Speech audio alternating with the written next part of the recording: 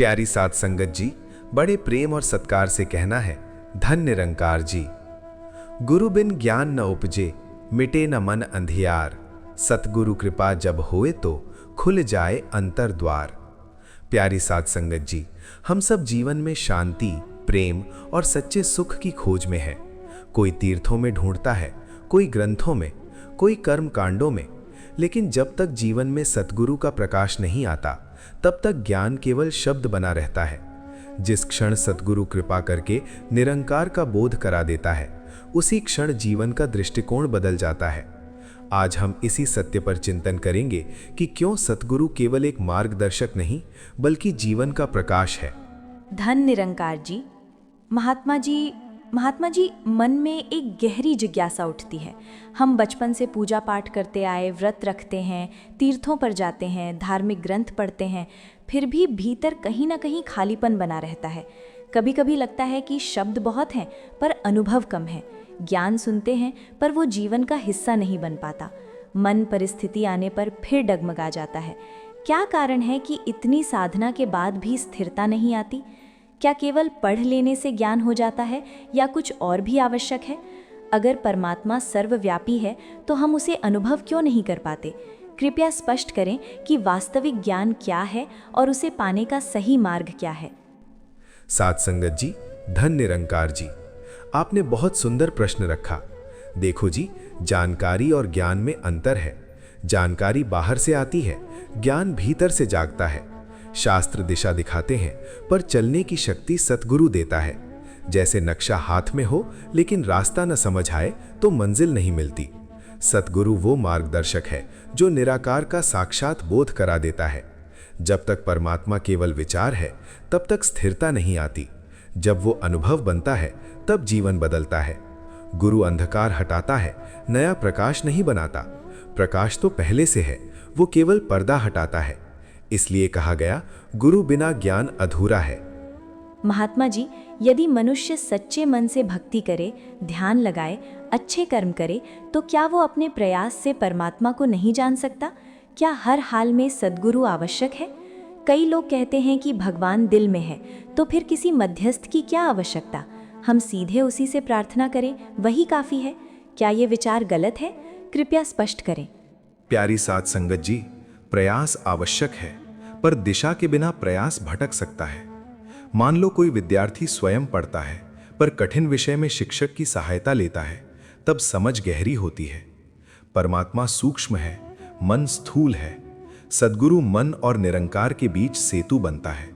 वह कोई अलग सत्ता नहीं, बल्कि जागृत चेतना है। गुरु कहता है कि परमात्मा दूर नहीं, अभी और यहीं है। ये बात सुनने से नहीं, अनुभव से समझ आती है।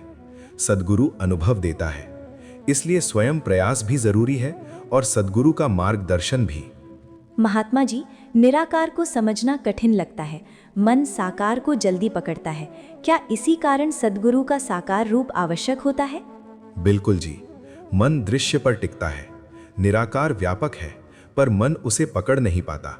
सद्गुरु साकार माध्यम बनकर उसी निरंकार का बोध कराता है।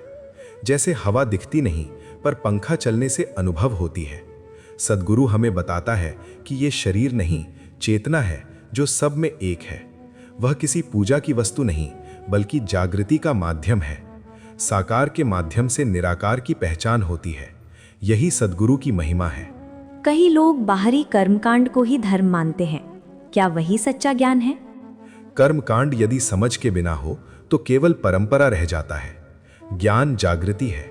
यदि मन में क्रोध, द्वेष, अहंकार बना रहे और बाहर पूजा हो, तो वह अधूरा है। सद्गुरु भीतर परिवर्तन लाता है। वह सिखाता है कि परमात्मा किसी दिशा, स्थान या वस्तु में सीमित नहीं। जब दृष्टि बदलती है, जीवन बदलता है। यही सच्चा ज्ञान है। महात्मा जी, जब सद्गुरु की कृपा से ज्ञान मिलता है तो जीवन में प्रकाश आता है, परंतु कभी कभी मन में सूक्ष्म अहंकार भी आ जाता है। लगता है कि हमें कुछ विशेष प्राप्त हो गया है, हम दूसरों से अधिक जानने लगे हैं। यही भावना धीरे धीरे दूरी भी बना देती है।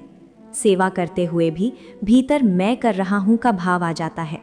ज्ञान का उद्देश्य तो विनम्रता और प्रेम है, पर मन अपनी पुरानी आदतों की ओर लौट जाता है। ऐसे में क्या करें कि ज्ञान स्थिर रहे और अहंकार प्रवेश न कर पाए? कृपया मार्गदर्शन करें कि सच्चा ज्ञानी अपने भीतर की इस सूक्ष्म कमजोरी को कैसे पहचाने और उससे ऊपर उठे। साध संगत जी, सच्चा ज्ञान कभी अहंकार नहीं देता, बल्कि अहंकार को गलाता है। यदि भीतर मैं बढ़ रहा है तो समझो कि ज्ञान अभी अनुभव नहीं बना। सद्गुरु हमें सिखाता है कि सब निरंकार की देन है। शरीर, बुद्धि, सेवा, अवसर सब उसी का है।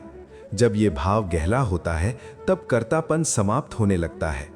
सेवा में भी यही भाव रहे कि हम माध्यम हैं, करने वाला निरंकार है। विनम्रता ज्ञान की पहचान है। जिस वृक्ष पर फल लगते हैं वो झुक जाता है, उसी प्रकार सच्चा ज्ञानी झुक कर चलता है। संगति, सेवा और सतत स्मरण से अहंकार पिघलता है और ज्ञान स्थिर होता है। महात्मा जी, अक्सर हम सुनते हैं कि सब कुछ गुरु की कृपा से होता है, पर मन में प्रश्न आता है कि क्या ये कृपा सब पर समान रूप से होती है? कई बार लगता है कि कुछ लोग जल्दी आगे बढ़ जाते हैं और कुछ संघर्ष करते रहते हैं। क्या कृपा किसी विशेष पात्र पर ही होती है? और यदि पात्रता आवश्यक है तो वो कैसे बने? कृपया बताएं कि हम अपने जीवन को ऐसा कैसे बनाएं कि गुरु की कृपा का अनुभव निरंतर बना रहे। गुरु की कृपा सूर्य के प्रकाश की तरह है। वो सब पर समान रूप से बरसती है। फर्क केवल ग्रहण करने की क्षमता का है। यदि खिड़की बंद है तो प्रकाश भीतर नहीं आएगा। पात्रता विनम्रता, श्रद्धा और समर्पण से बनती है। जब मन पूर्वाग्रह छोड़ देता है और सीखने को तैयार होता है, तब कृपा अनुभव बन जाती है। सद्गुरु किसी को छोटा बड़ा नहीं मानता, वो तो प्रेम का सागर है। हमें अपने भीतर के संदेह, अहंकार और आलस्य को हटाना होगा। जितना मन शुद्ध होगा उतना अनुभव गहरा होगा। कृपा कभी कम नहीं होती, हमारा पात्र छोटा या बड़ा होता है। महात्मा जी, जब पहली बार निरंकार का बोध होता है तो मन अत्यंत प्रसन्न हो जाता है, पर समय के साथ वो उत्साह थोड़ा कम होने लगता है। संसार की जिम्मेदारियां, काम, परिवार, परिस्थितियां, इन सब के बीच वो अनुभव कभी-कभी धुंधला पड़ जाता है। ऐसे में उस प्रथम अनुभूति की ताजगी और स्थिरता कैसे बनाए रखें? क्या कोई विशेष साधना या अभ्यास है जिससे ये ज्ञान जीवन का स्थायी हिस्सा बन सके? प्यारी साध संगत जी, अनुभव को जीवित रखने के लिए स्मरण आवश्यक है। जिस सत्य को हमने जाना है उसे हर परिस्थिति में याद रखें। सत्संग में आना, सेवा करना और सकारात्मक विचारों में रहना, ये 3 आधार हैं। जैसे दीपक में निरंतर तेल डाला जाए तो वो जलता रहता है। यदि ध्यान न दें तो लौ मंद हो जाती है। संसार की जिम्मेदारियां बाधा नहीं, अभ्यास का अवसर है। हर कार्य में निरंकार को कर्ता माने। जब ये भाव स्थिर हो जाता है तब अनुभव स्थायी बनता है। ज्ञान को जीवन में उतारना ही उसकी रक्षा है। महात्मा जी, हम अक्सर सुनते हैं कि सेवा से आत्मा पवित्र होती है, पर कई बार सेवा केवल कर्तव्य बन जाती है, उसमें आनंद नहीं रहता। कृपया बताएं कि सेवा का वास्तविक अर्थ क्या है और वो ज्ञान को कैसे गहराई देती है। क्या केवल बाहरी सेवा ही पर्याप्त है या मन की भी कोई सेवा होती है? सेवा केवल शारीरिक श्रम नहीं, भाव की अभिव्यक्ति है। जब हम किसी कार्य को निरंकार के प्रति कृतज्ञता मानकर करते हैं तब वो सेवा बनती है। बाहरी सेवा शरीर को झुकाती है, भीतरी सेवा मन को झुकाती है। यदि मन में तुलना या अपेक्षा हो तो सेवा का फल कम हो जाता है। सच्ची सेवा निस्वार्थ होती है। सेवा से मैं घटता है और हम बढ़ता है। यही एकता का आधार है। ज्ञान सेवा से जीवित रहता है क्योंकि सेवा उसे व्यवहार में लाती है। महात्मा जी, सत्संग में बैठने से मन को शांति मिलती है, पर इसका गहरा प्रभाव क्या है? क्या नियमित संगति वास्तव में जीवन को बदल सकती है? हाँ जी, जैसी संगति वैसा रंग। सत्संग सकारात्मक विचारों का वातावरण देता है। जब हम ज्ञान की बातें सुनते हैं और अनुभव साझा करते हैं तो मन दृढ़ होता है। संगति हमें याद दिलाती है कि हम अकेले नहीं, ये आत्मबल देती है।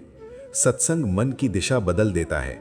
धीरे धीरे व्यवहार, वाणी और सोच सब बदलने लगते हैं। यही उसका चमत्कार है। महात्मा जी, अब स्पष्ट हो गया कि गुरु के बिना ज्ञान अधूरा है। अंतिम संदेश के रूप में हमें क्या अपनाना चाहिए? प्यारी साध संगत जी, गुरु मार्ग दिखाता है, चलना हमें है। ज्ञान मिला है तो उसे जीवन में उतारें। विनम्रता, सेवा, संगति और स्मरण, ये 4 स्तंभ हैं। जब तक सांस है, निरंकार का आभार रहे। गुरु अंधकार मिटाता है और हमें स्वयं से मिलाता है। यही जीवन की सच्ची सफलता है। धन निरंकार जी।